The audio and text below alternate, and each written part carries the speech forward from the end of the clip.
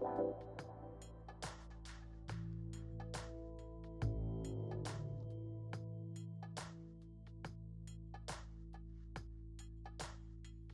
everyone, my name's Ian and this is my home paludarium. Now I've never done anything like this before, so I thought I'd make a video showing you how I put it together and some of the challenges that I faced. So please watch, enjoy, and let me know what you think. Leave your comments below.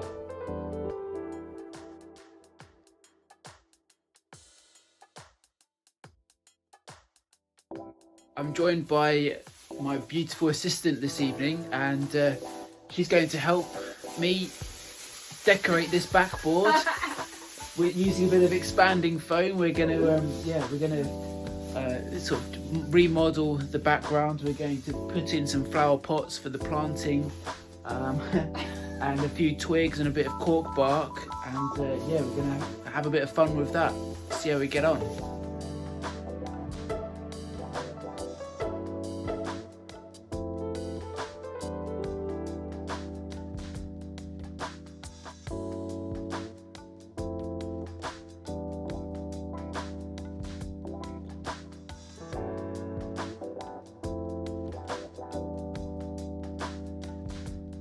So here is the creation so far, and as you can see, I've tried to make it as sort of 3D as possible because the enclosure is sort of a dual aspect, so you're going to be able to see it from the left hand side through the glass and from the front.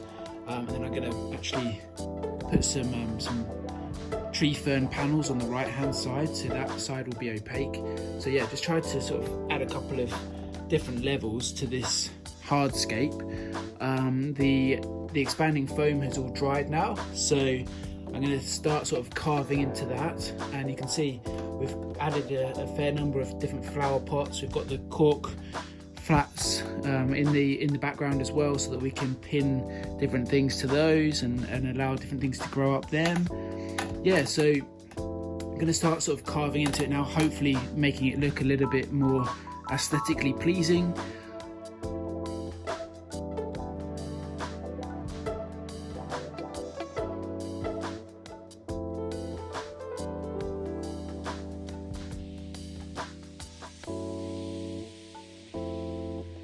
So in this red bucket here, I've mixed up a combination of different substrates to use on the background of the vivarium and also as the terrestrial substrate. So in here I've got a bit of a cocoa fibre, I've got some jungle earth, which is sort of very fine bark chip, and then I've got some tree fern as well. It's tree fern mulch. And the idea of this is that hopefully it'll give this like really nice naturalistic texture and appearance to the background, but it's also full of all these different spores of different things and mosses or whatever else, so hopefully that will help seed the background and yeah, make it look even better.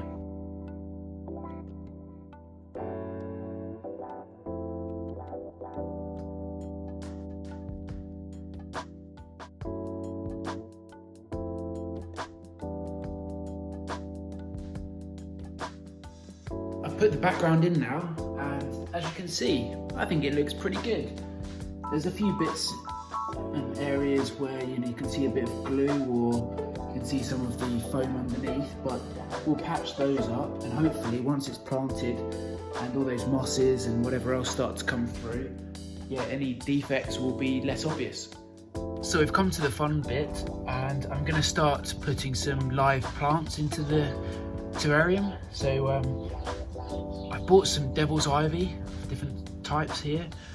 They've been with me for a couple of weeks now, and I've been watering them every day. So hopefully I've flushed through any fertilizers that were on them. So yeah, let's get started. I've got a load of other plants to put in there as well.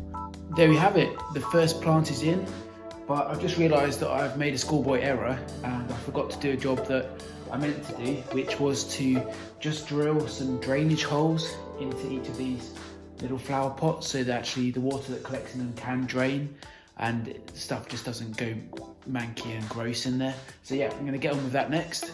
Got a fantastic variety of bromeliads here from Fantastic Frogs UK, and yeah, I'm really looking forward to working out a composition for these and putting them in the vivarium. I'm going to be spraying the plants and the backdrop, which includes all the cork and the sealant and the foam that we've been using. I'm going to be doing that several times a day, every day over the next few days, so that any fertilizers that are in the plants or anything that might possibly be toxic in the products that we've used can leach out.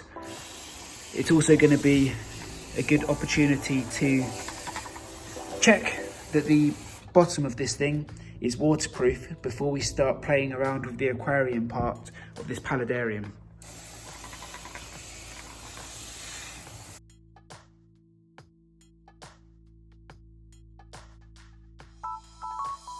I did decide to invest in the ZooMed paludarium filter and the ZooMed paludarium heater, and the main reason I did that is just because of the length of the flex that comes with them. So they both have about 9 foot of wiring, which is really important when you're dealing with these sort of quite deep vivariums or paludariums, because it means I'll be able to put them right at the bottom in the water, and then the flex will extend all the way up to the top of the enclosure, and then all the way back down to the bottom, so it can be plugged in. One person who has been assisting me with this build is my little puppy. This is Dolly. She's been giving her input, and so far I think we've been a dream team. So I wouldn't necessarily say that it's been keeping me up at night, but the aspect of this build that's been sort of troubling me the most is how best to set up the sort of terrestrial platform. And I've seen loads of different ways of doing it, and I'm not sure that any of them really sort of fit what I want to do. So I've come up with this idea, and I'm hoping it's going to work. I've just put in these 2 clear plastic boxes. The bottom one is full of sand, which is sort of weighing it down so it's not going to float. And then the one above, as you can see, it slots into the background there. This one's going to be filled up with sort of hydro balls, little clay balls, and it's going to basically form the sort of fake floor of the terrestrial platform, and then I'll be able to build the aquarium around it. So yeah, this is my idea. It gives me a bit of space around the edge to fit the heater and the aquarium filter as well. So this is what I'm going to go with, and let's see how it works out. So I've got some of these lovely pebbles here, and the first thing I'm going to do is add some of these to the bottom of the aquarium so that I can start sort of building up some of the height before I put some bigger rocks.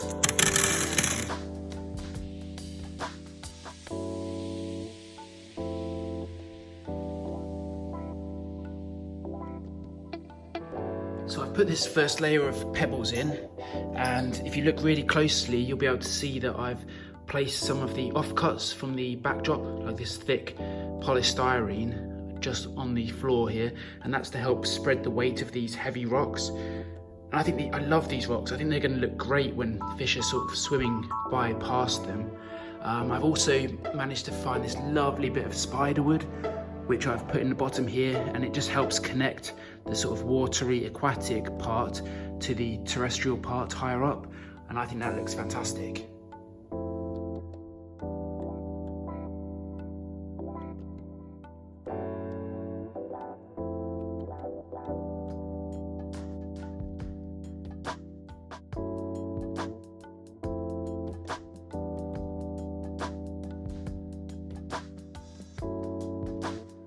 So I'm pretty happy with how the base of this aquarium is looking. So I guess the next job is to add some water.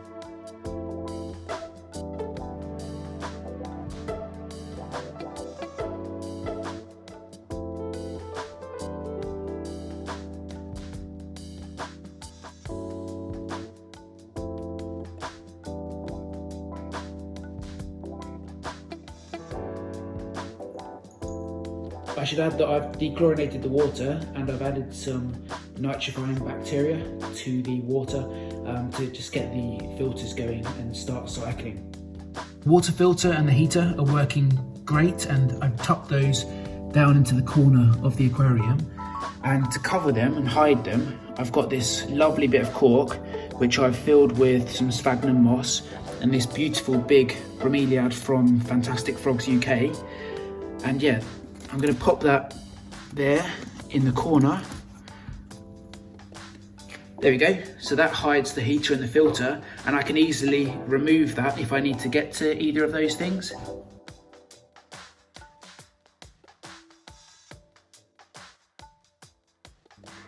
So here's my bucket of substrate.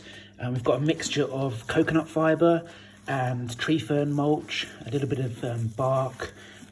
We've got some dried leaves in here and some sphagnum moss. And I've moistened all this down, and I've also filled it with springtails and isopods as well. So this should be a really lovely bioactive substrate. And I'm going to put this into the sort of terrestrial platform within the paludarium now.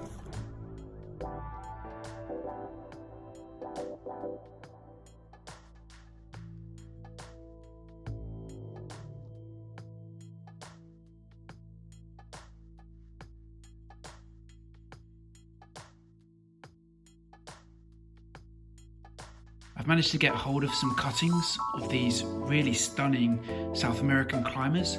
So I think the last thing I'm going to do is to plant these in the aquarium and have them sort of twirling up and wrapping around the spiderwood that you can see there.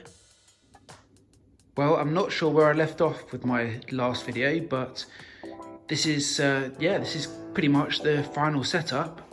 As you can see, it's been up and running now for about 3 weeks, and I've just been constantly tinkering with it. So there's probably a few additions since my last little video. You can see I've finished off this sort of terrestrial area, and I've put some moss right around the edge there just to hide the tray that's underneath. And I can still access that plastic tub. I can siphon off any dirty water under there once it accumulates, to stop the substrate becoming saturated.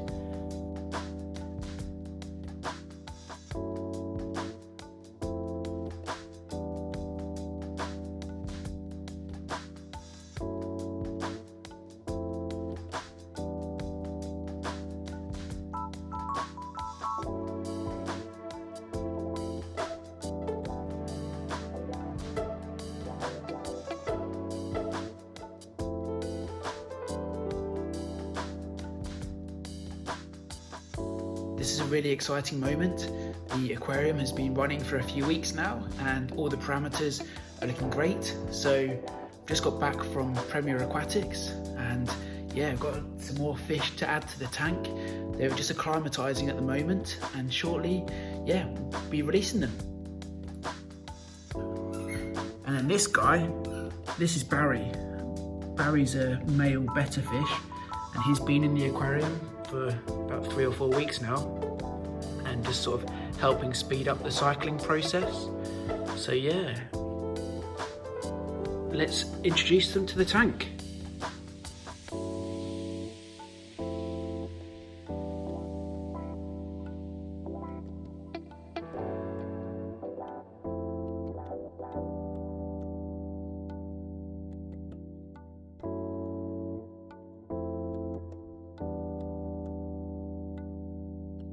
Because I'm hoping to put some tree frogs in here, I've built up the canopy area of the paludarium. So I've actually managed to attach some of this spiderwood, and I've draped a lot of the vegetation around it, so as it grows, hopefully it'll give the tree frogs more places to explore. I'm really excited. I've managed to get hold of a couple of red-eyed tree frogs, which is a species which I've wanted since I was a little boy. I absolutely love them, and I'm really excited to put them in the paludarium. I've also decided to add these Renitomia imitator Shizuta thumbnail dart frogs, and they'll add a load of vibrancy, colour and movement to the paludarium. The red-eyed tree frogs and the thumbnail dart frogs should work really well together, because the thumbnails should primarily be spending their time seeking food and hiding in the bromeliads, whilst the tree frogs will be spending most of their time at the top of the enclosure in sort of canopy area. And the tree frogs are nocturnal, so they'll be mostly coming out at night when the thumbnails are hidden away within the bromeliads. So I've had animals in the paludarium for about 3 months now, and it's all going really well. The fish are thriving, the thumbnail dart frogs are using the entire paludarium, they love all the bromeliads, and the male's calling on a daily basis, so hopefully we'll have some youngsters in there soon. And the red eyes as well, they're doing great.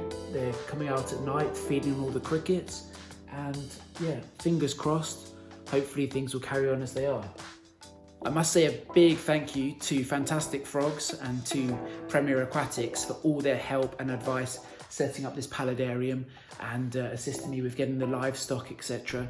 So yes, I've put links to both their websites in the video notes down below, so please take a look and good luck with your own projects.